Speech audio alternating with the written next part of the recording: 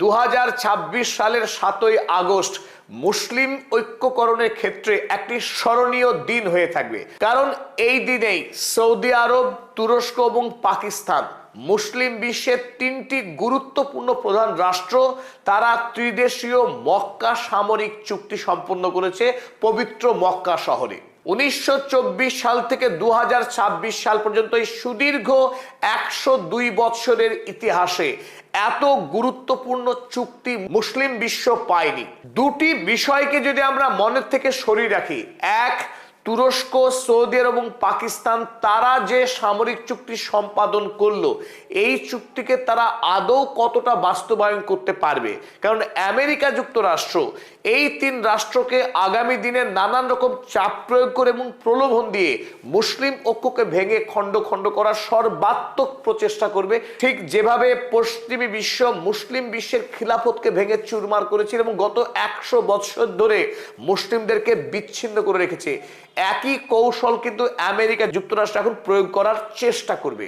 তাই সৌদি আরব, পাকিস্তান এবং তুরস্ক তারা আগামী দিনে নিজেদের সমস্ত ইগোকে দূরে সরিয়ে রেখে যে শক্তিশালী চুক্তি তারা গতকাল সম্পন্ন করেছে সেই চুক্তিকে কতটাকে বাস্তবতা দান করতে পারবে সেটা দেখতে হবে। দ্বিতীয়ত, ইরান যতদিন না পর্যন্ত এই জোটে সামিল হচ্ছে ততদিনে নিশ্চিত করে বলা যায় এই জোট ততটা শক্তিশালী হতে পারবে না মুসলিম বিশ্বকে পশ্চিমী দুনিয়ার বিরুদ্ধে ঐক্যবদ্ধভাবে চ্যালেঞ্জ নেওয়ার জন্য যতটা শক্তি দরকার।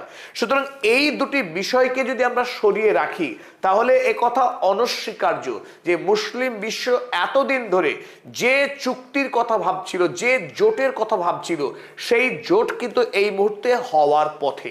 এই চুক্তি নিঃসন্দেহে অত্যন্ত শক্তিশালী, কূটনৈতিক দিক থেকে অত্যন্ত প্রয়োজনীয় একটা চুক্তি। এখন আমরা আজকের এই ভিডিওতে আলোচনার চেষ্টা করব যে চুক্তির মধ্যে কি কি শর্ত আছে, কেন আমরা বলছি যে এই চুক্তি অত্যন্ত গুরুত্বপূর্ণ মুসলিম বিশ্বের স্বার্থ রক্ষার ক্ষেত্রে এবং আগামীতে পশ্চিমী দুনিয়ার বিরুদ্ধে সারা বিশ্বের মুসলিম জাতি যদি ঐক্যবদ্ধ হতে চায় তার জন্য এই চুক্তি গুরুত্বপূর্ণ ভূমিকা পালন করবে। অন্যতম কারণ এই যে একদিকে পাকিস্তান পরমাণু শক্তিধর রাষ্ট্র, সৌদি আরব মক্কা মদিনার দেশ, পাশাপাশি পৃথিবীর অন্যতম ধনী একটা দেশ, পৃথিবীর সর্ববৃহৎ তেল রপ্তানিকারক দেশ সৌদি আরব। তাই সৌদি আরবের কাছে যেমন ধর্মের শক্তি রয়েছে, পাশাপাশি রয়েছে অর্থের জোর। এবং তুরস্ক, যে তুরস্ক একটা সময় ইউরোপকে শাসন করেছে, যে তুরস্ক ক্রুসেডে মুসলিমদেরকে জয় নিশ্চিত করেছিল এবং ইউরোপ মহাদেশে সাম্রাজ্য বিস্তার করেছিল সুদীর্ঘ কাল ধরে। তাই অটোমান সাম্রাজ্যের যে গৌরব, সেই গৌরবের উত্তরাধিকার বহন করছে এই তুরস্ক রাষ্ট্র। অপরদিকে তুরস্ক সাম্প্রতিক সময়ে মিলিটারি ইন্ডাস্ট্রিয়াল কমপ্লেক্স, আধুনিক অস্ত্র তৈরির ক্ষেত্রে প্রভূত উন্নতি সাধন করেছে। এমনকি 2025 সালে ইউরোপ মহাদেশের 90% রাষ্ট্র কোনো না কোনোভাবে তুরস্কের কাছ থেকে অস্ত্র ক্রয় করেছে। তাই পশ্চিমী বিশ্ব এখন অস্ত্রের বিষয়ে তুরস্ককে নির্ভর করতে শুরু করেছে। তাই সামরিক দিক থেকে এমন একটি উন্নত রাষ্ট্র তুরস্ক, সে যদি সৌদি আরব পাকিস্তানের সঙ্গে চুক্তি করে নিঃসন্দেহে মুসলিম বিশ্বের জন্য অত্যন্ত তাৎপর্যপূর্ণ। অপরদিকে ইরান কিন্তু এই চুক্তিকে তাদের জন্য থ্রেট বা বিপদ বলে মনে করছে না, বরং মুসলিম বিশ্বের ঐক্য তৈরি হওয়ার একটি প্রাথমিক ধাপ বলেই এই চুক্তিকে বিবেচনা করছে ইরান। সুতরাং যে আশঙ্কাটা আমরা করছিলাম যে ইরানের সঙ্গে সৌদি আরবের যুদ্ধ না বেঁধে যায় এই জোটের পরে, সেই সম্ভাবনা কিন্তু মোটেই নেই। তাছাড়া এরদোয়ান কিংবা এমবিএস তারা প্রত্যেকেই জানিয়েছে তাদের এই সামরিক জোট পৃথিবীর কোনো দেশকে আক্রমণ করবার জন্য নয়, বরং নিজেদের মধ্যেকার যে শক্তি, সেই শক্তিকে বাড়ানোই তাদের লক্ষ্য। তৃতীয়ত, পশ্চিম এশিয়ার যে কোনো দেশ এই জোটে চাইলে তারা যোগদান করতে পারে, সে কথাও জানানো হয়েছে গতকাল।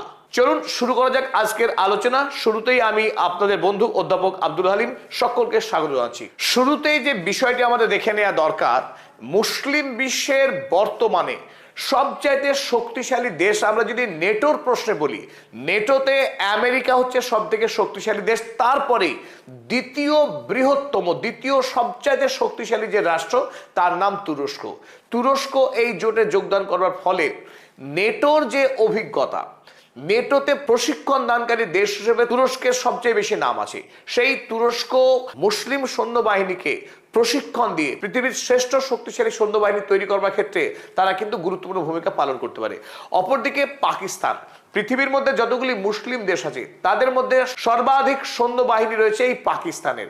পাশাপাশি পাকিস্তানের কাছে রয়েছে পরমাণু শক্তি, যা মুসলিম বিশ্বের আর কোনো দেশের কাছে নেই। সেদিক থেকে পাকিস্তান একটি ইউনিক দেশ। এবং সৌদি আরব, সৌদি আরবের কাছে সামরিক শক্তি অত বেশি না থাকলেও লিকুইড টাকার পরিমাণ বিপুল পরিমাণে তার কাছে নগদ টাকার একটি মজুত রয়েছে। তাই সৌদি আরব পাকিস্তান ইতিমধ্যেই ঋণগ্রস্ত, সামরিক শক্তি এবং প্রযুক্তি উভয় থাকা সত্ত্বেও তারা কিন্তু ভঙ্গুর একটা রাষ্ট্র। আবার তুরস্কের কাছে বর্তমান সময়ে সামরিক সবচেয়ে উন্নত প্রযুক্তি থাকলেও তারা বিপুল পরিমাণে বিনিয়োগ করে তাদের মিলিটারি ইন্ডাস্ট্রিয়াল কমপ্লেক্সকে শক্তিশালী করতে পারছে না। এই দুইয়ের অভাব কিন্তু একাই সৌদি আরব মিটিয়ে দিতে পারে। তাই এটা একটা ইউনিক কম্বিনেশন।